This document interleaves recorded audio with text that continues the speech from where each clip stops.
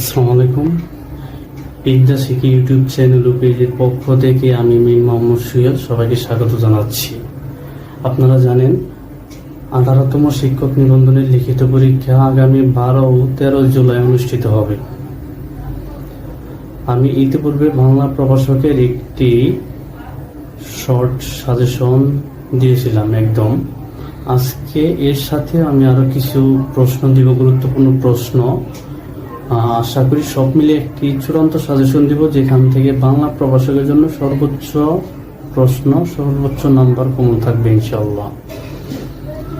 এছাড়াও আমাকে অনেকে ইনবক্সে জানতে চেয়েছেন যে 18তম নিবন্ধন লিখিত পরীক্ষায় খাতার মার্জিন দিব কিভাবে, কোন কোন কলম ইউজ করা যাবে, এছাড়াও কবিতার লাইন বা উদ্ধৃতি লিখবো কিভাবে, কোন কালারের কলম দিয়ে লিখবো, এছাড়াও ব্যাকরণ অংশ পরীক্ষার আগে দেওয়া যাবে নাকি দেওয়া যাবে না বাংলার ক্ষেত্রে, এছাড়াও পারিভাষিক শব্দ, সমার্থক শব্দ, বিপরীতার্থক শব্দ, বাগধারা, এগুলো কিভাবে লিখবো, সবগুলো প্রশ্নের উত্তর আমি দেওয়ার চেষ্টা করবো ইনশাল্লাহ। আপনারা ইতিপূর্বে জানেন আমি 18তম নিবন্ধনের জন্য বাংলা প্রভাষকের জন্য একদম একটি শর্ট চূড়ান্ত সাজেশন দিয়েছিলাম।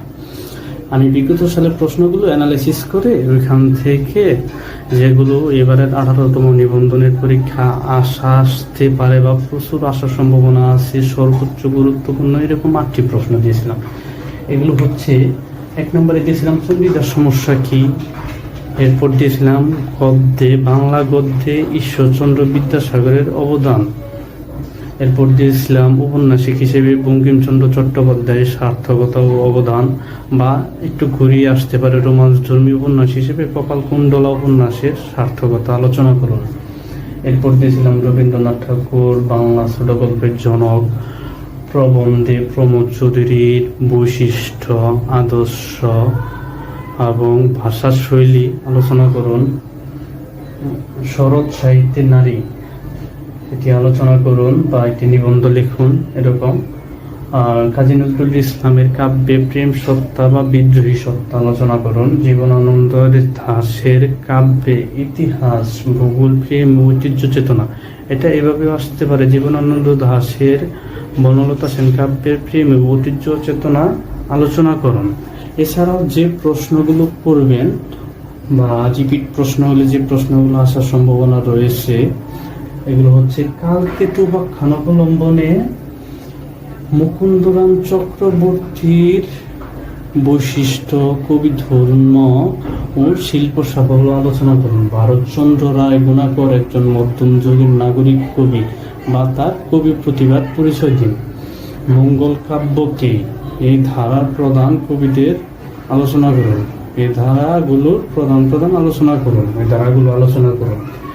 মাইকেল মধুসূদন দত্ত থেকে মহাকাব্য হিসেবে মাইকেল মধুসূদনের মেঘনাদবধ কাব্যের সার্থকতা আলোচনা করুন। এর নায়ককে বা এই কাব্যের পাশ্চাত্য প্রভাব আলোচনা করুন।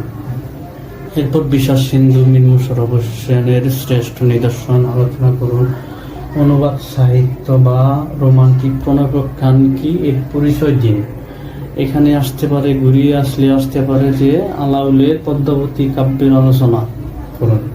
দুভাষী পুঁথি বা বৈষ্ণব পদাবলী কি, এই ধারার প্রধান কবিদের আলোচনা করুন। 47 পরবর্তী বাংলা কবিতা আলোচনা করুন। এছাড়া আপনারা জানেন যে আমি বিদ্যা শিখি পেজ এবং আমার ফেসবুক আইডি থেকে সাজেশন, এখানে বিপরীতার্থক শব্দ, সমার্থক শব্দ, বাগধারা, গুরুত্বপূর্ণ প্রশ্ন যেগুলো আসার সম্ভাবনা আছে, যেগুলো মোস্ট ইম্পর্টেন্ট, ওইগুলো আমি দিয়েছিলাম ওইখানে। এছাড়া আমার আইডিতে বিদ্যা শিখি পেজে আধুনিক বাংলা বানানের নিয়ম, প্রমিত বাংলা বানানের নিয়ম, যেগুলো আমি সুন্দরভাবে নোট করেছিলাম সহজ নিয়মগুলো নিয়ে, ওইগুলো দিয়েছি। এছাড়াও নৃত্যবিধানের নিয়ম, সত্যবিধানের নিয়ম, এরকম ভাবে দিয়েছি।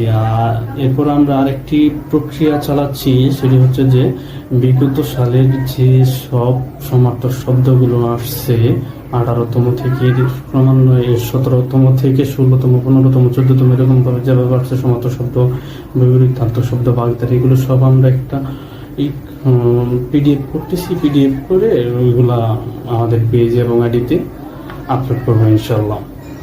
আমার দৃষ্টিতে এবার যে সব সমার্থক শব্দগুলো মোস্ট ইম্পর্টেন্ট সেগুলো হচ্ছে, সমার্থক শব্দ হচ্ছে আকাশ, আসার সম্ভাবনা রয়েছে। আকাশ, সূর্য, নদী, আগুন, পৃথিবী, নারী, বাতাস, পতাকা, মা, পাখি, সভা, বিদ্যুৎ, বন।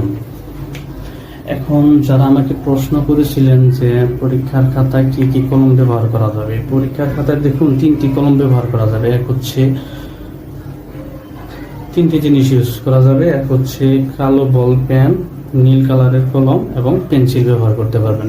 সেক্ষেত্রে আপনি মার্জিন টানতে পারবেন পেন্সিল দিয়ে বা নীল কলম দিয়ে, কেউ কেউ কালো কলম দিয়েও লিখতে পারবেন, সমস্যা নেই। এবং এছাড়াও অনেকে জানতে চেয়েছেন যে উদ্ধৃতি বা কবিতার লাইনগুলো কিভাবে লিখবো। এগুলো আপনি কোন কালারের কলম ব্যবহার, এই ক্ষেত্রে আপনি নীল কালারের কলম ব্যবহার করতে পারবেন, সমস্যা নেই। এছাড়াও জানতে চেয়েছেন অনেকে যে সমার্থক শব্দ, এগুলো পরীক্ষা আসলে কিভাবে লিখবো। যেমন ধরুন যে সমার্থক শব্দ আকাশ আসলো, আকাশ এটা কিভাবে লিখবেন, এটি হচ্ছে আপনি প্রদত্ত শব্দ দিবেন, প্রদত্ত শব্দ দিয়ে, যেমন আসলো কি আকাশ,